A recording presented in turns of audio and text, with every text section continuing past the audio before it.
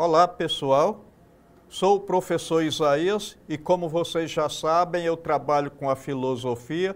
Hoje eu estou sendo auxiliado pela Rejane aqui na interpretação e hoje nós vamos tratar de um assunto que está muito na ordem do dia.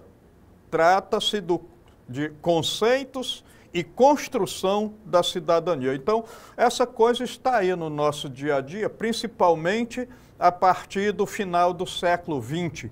Passou a ser alguma coisa mais badalada pelos meios de comunicação e pelas redes sociais em geral. Então, para começar o nosso encontro de hoje, nós vamos falar brevemente o seguinte: a cidadania é um conceito dinâmico e uma construção histórica e social que se refere à condição do indivíduo como membro ativo de um Estado-nação, titular de um conjunto de direitos e deveres civis, políticos e sociais. A sua construção é um processo contínuo que exige a participação consciente e a reflexão crítica dos cidadãos. Então, o que isso significa? A nossa sociedade, querendo ou não, ela está em evolução. E quando ela evolui, nós precisamos acompanhar tudo aquilo que está sendo inovado. Então, vamos supor que aumente a população de um determinado território. Se ela aumenta muito, será que a gente precisa necessariamente seguir as mesmas regras? Ou a gente tem que buscar novas regras, novos modos de trabalhar e de viver? Bom, então, na sequência, nós temos aí ao texto essa imagem que, de certo modo, retrata aquele desejo, aquela ansiedade, aquela busca, aquela esperança que todos nós temos por uma vida cidadã. Então, agora, nós vamos tratar de conceito de cidadania. Então, o termo, ele vem do latim, civitas.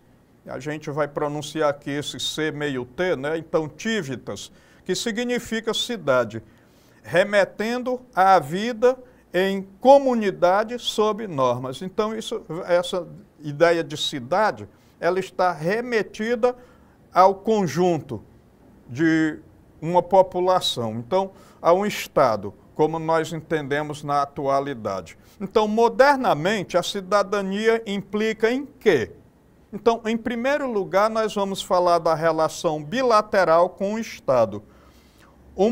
Isso significa que é uma via de mão dupla, onde o indivíduo possui direitos perante o Estado e o Estado, por sua vez, tem o dever de garanti-los, enquanto o cidadão tem deveres para com o bem comum, como, por exemplo, obedecer às leis e rever as leis quando isso se fizer necessário. No segundo momento, nós temos a participação ativa. Então, a cidadania plena requer a participação ativa na vida pública e política, indo além do simples gozo de direitos passivos. Então, isso significa que quando alguém diz assim, eu não gosto de política porque na política tem muito roubo, na política tudo é ladrão, não só ele está fazendo uma reflexão política, mas ele está tomando um posicionamento político. Alienado? Pode ser, mas de qualquer maneira uma postura política. Por isso é que o Weber, ele diz que neutro é quem já se decidiu pelo mais forte. Então não existe neutralidade política possível. Bom, em terceiro lugar nós temos aí a consciência e esclarecimento. Baseia-se na capacidade de fazer uso do próprio entendimento e de ter consciência da condição social. O que o filósofo Immanuel Kant, no século XVIII, chamou de sair da menoridade. Então, o que é sair da menoridade?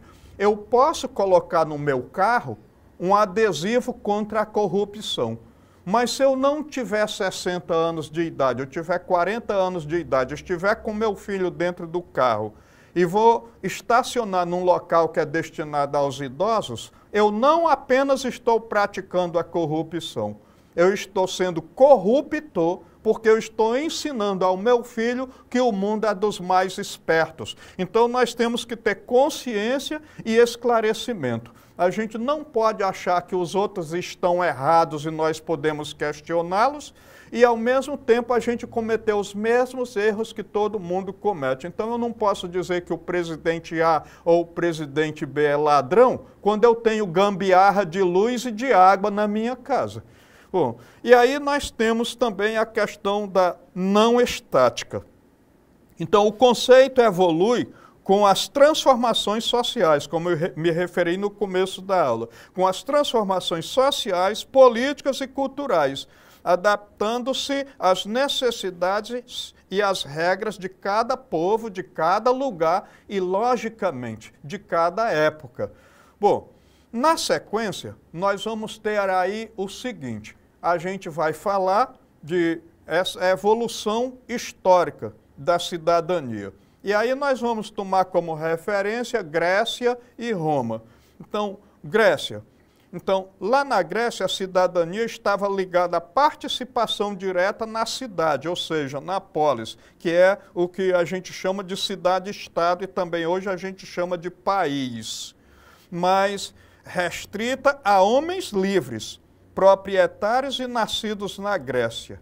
Mulheres, metecos ou estrangeiros e escravos eram excluídos. Então, a gente pode dizer que havia, na verdade, 365 mil escravos para 90 mil cidadãos livres. Olha só a diferença. Isso aqui na época áurea, né? No século de Péricles. Né? Nós vamos ter 365 mil escravos para 90 mil cidadãos livres. Então você vê aí que dá quase 4 escravos para cada cidadão livre. Então é uma democracia, é uma maneira de cidadania muito restrita, muito limitada. Então agora nós temos Roma. O conceito estava ligado ao status político de uma pessoa e aos direitos que ele possuía ou podia exercer, ou possuir, não é? Então a gente vai ter aqui o patrício, principalmente o patrício, é a figura do grande cidadão romano, e nós vamos ter a figura do plebeu, aquele que não tem, na verdade, poderes políticos. Na maioria das vezes pode ter algum recurso, pode ser economicamente abastado, mas não tem direitos políticos. Bom, então agora, na Idade Média, na Idade Média e na Idade Moderna, o que nós podemos falar assim brevemente? Então, a Baixa Idade Média, a autonomia das cidades medievais por meio de franquias. Isso permitiu um espaço privilegiado para o exercício da liberdade.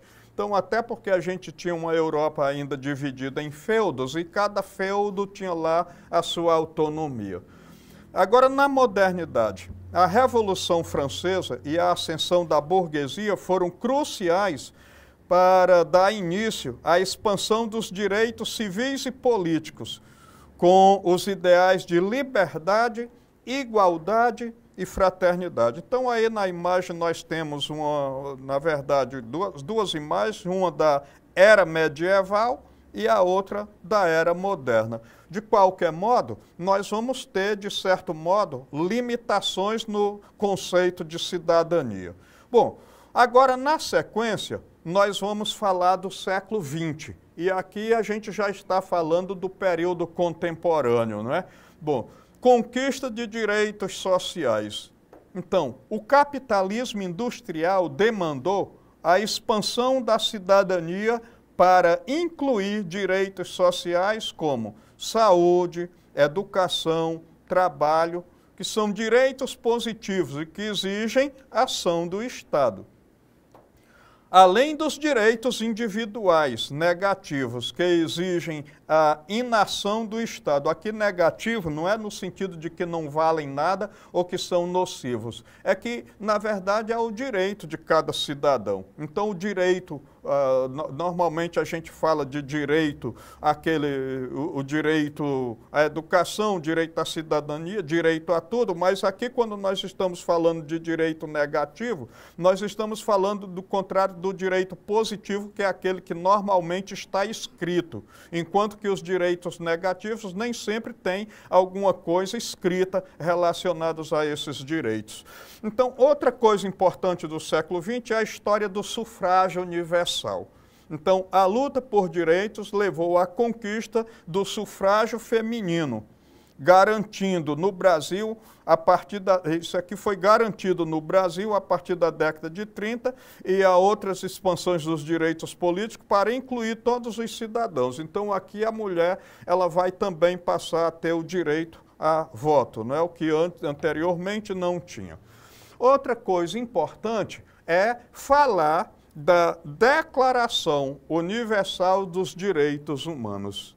Então, isso tornou-se um marco fundamental na expansão dos direitos civis e humanos para todas as pessoas.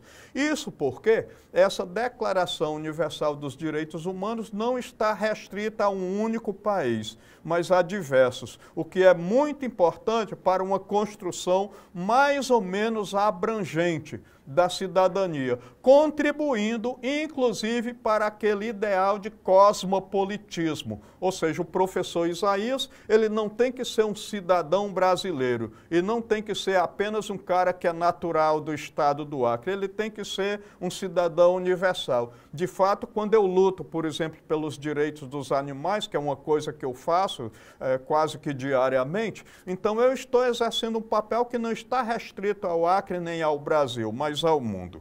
Bom, então na sequência, a gente vai falar dos 3 pilares da cidadania.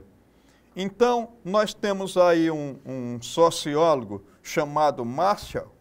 Então, ele vai dizer que a cidadania moderna se desdobra em 3 dimensões, conquistadas em diferentes momentos históricos. Em primeiro lugar, nós temos os direitos civis. Eles garantem as liberdades individuais essenciais, como a liberdade de expressão, a liberdade de locomoção, de crença, o direito à propriedade e o acesso à justiça, além de outros. Então, são conquistas ligadas às revoluções liberais. Bom, aí nós temos, num segundo lugar, os direitos políticos. Referem-se à capacidade de participar do exercício do poder político, como o direito de votar, ser votado e de se organizar em partidos. Estes vieram na sequência dos direitos civis. Então, primeiro a gente vai ter os direitos civis, logo em seguida nós vamos ter os direitos políticos. E aí nós temos também os direitos sociais. O que eles asseguram? Eles asseguram o acesso a condições mínimas de bem-estar e dignidade humana, como educação, saúde, trabalho, moradia, aposentadoria, saneamento básico e por aí vai. Então, foram os últimos a serem amplamente reconhecidos, geralmente no século XIX. Então, essa coisa dos direitos sociais, elas são bem recentes na história do mundo, na história da humanidade. Aí, nós vamos ter a construção da cidadania, que é praticamente a segunda metade do nosso título da aula de hoje, né? Primeiro, até agora a gente trabalhou com os conceitos e agora, logicamente, a gente precisa falar alguma coisa sobre a construção da cidadania. Não tem jeito, né? Bom, então a construção da cidadania é um processo contínuo e muitas vezes conflituoso, marcado por lutas e movimentos sociais. Então aí nós temos uma imagem de alguém se expressando, alguém com várias ideias aí na cabeça que vão estar bem ligados a essa questão da construção da cidadania, como direito à habitação, direito à saúde, por aí vai.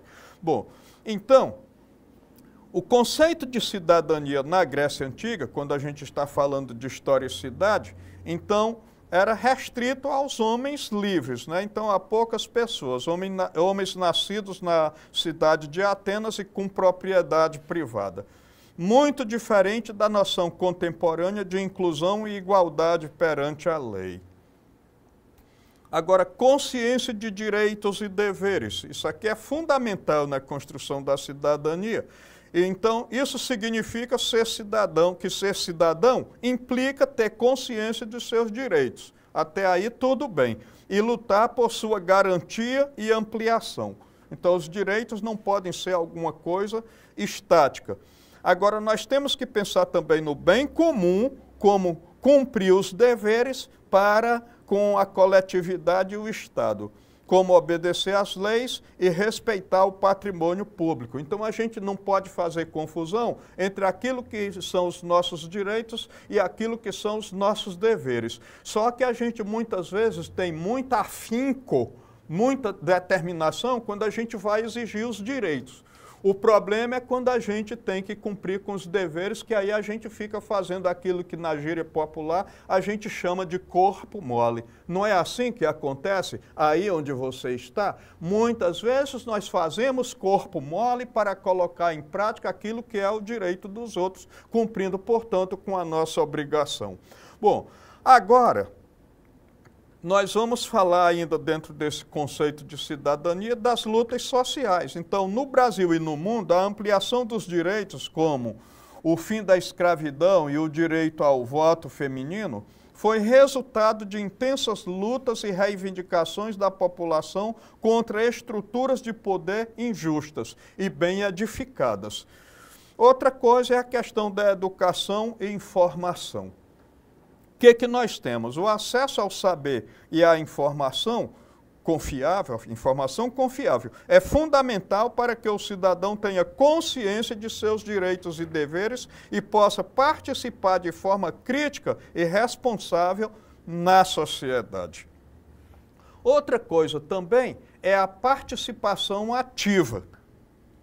A cidadania é construída no dia a dia através da participação política, como voto, acompanhamento do poder público, acompanhamento dos parlamentares e governantes que a gente elege, acompanha também os movimentos sociais, como as organizações não governamentais, conselhos comunitários, associações e assim por diante. De qualquer modo, tudo deve contribuir para que a gente exerça uma participação ativa.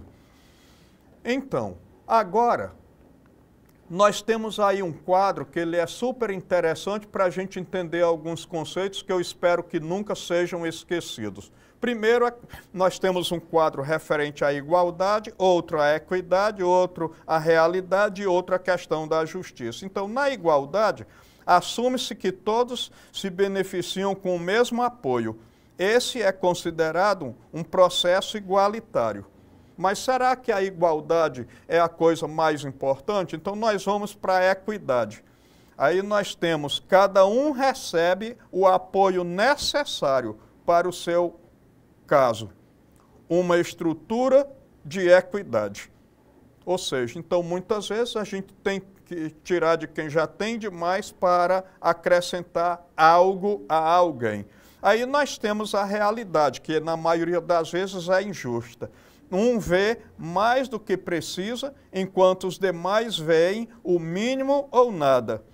Uma grande disparidade é percebida. Então, a realidade é aquela que precisa ser radicalmente mudada. E aí nós temos a questão da justiça, que quando todos conseguem assistir, por exemplo, no caso a esse jogo, sem suportes ou apoios, pois as causas da desigualdade foi solucionada.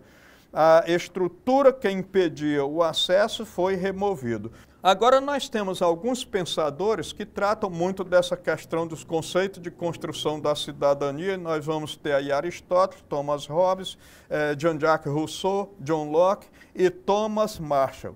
Então esses abordaram a cidadania de diferentes perspectivas. Então Aristóteles, como é que ele abordou? Então ele a definia como a participação na vida política da polis. Mas aí estava restrito, na época, a 90 mil cidadãos, enquanto tinha 365 mil escravos. Bom, aí o Hobbes, ele focou na relação entre o indivíduo e o Estado através de um contrato social que garanta vida, justiça e propriedade. E aí nós temos o Rousseau, que ele destacou a vontade geral e a participação popular. Então é o povo que decide, é o povo que governa. John Locke, ele enfatizou o engajamento individual e a participação pública. O Estado ele deve garantir 3 direitos: vida, liberdade e propriedade. O resto, a gente tem que se ajudar e exercer a nossa individualidade para que a gente possa conseguir.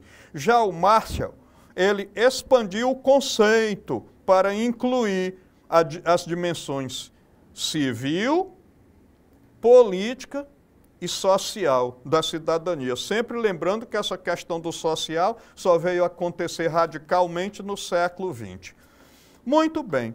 Então agora, depois de toda essa reflexão, que foi muito rápida, então nós vamos colocar aqui uma atividade, que é a seguinte: a cidadania é um conceito que evoluiu significativamente ao longo da história.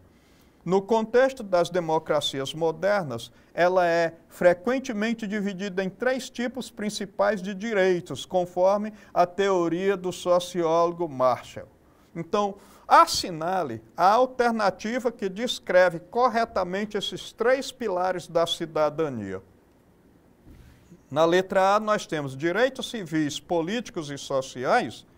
Na letra B, direitos econômicos, culturais e ambientais. Bom, de qualquer modo, esses direitos eles são necessários, tanto os da letra A quanto os da letra B, mas nós estamos nos referindo a um pensador em particular. Então, letra C, direitos trabalhistas, religiosos e de propriedade. De novo, nós temos alguma coisa que está dentro do horizonte daquilo que nós pleiteamos como direito. Mas será que tem referência ao nosso pensador em discussão? Letra D, direitos de expansão da associação e de greve. Então, também são direitos previstos por lei, deveria acontecer e acontece em muitos estados, inclusive no Brasil. E letra E, direitos financeiros, educacionais e de saúde. Creio eu que, relacionado aí ao Marshall, nós já podemos definir como resposta correta a seguinte alternativa. Vamos lá? Olha aí, gente. Letra A, direitos civis, políticos e sociais. Embora eu continue insistindo que nas outras alternativas, todos esses direitos devem fazer parte da nossa luta pela cidadania. Muito bem, então agora, para concluir a aula de hoje, eu trago o seguinte. A cidadania é um conceito dinâmico e uma construção histórica e social que se refere à condição de um indivíduo como membro pleno de uma comunidade ou cidade, estado ou país, com o conjunto de direitos e deveres que lhe permitem participar ativamente da vida pública.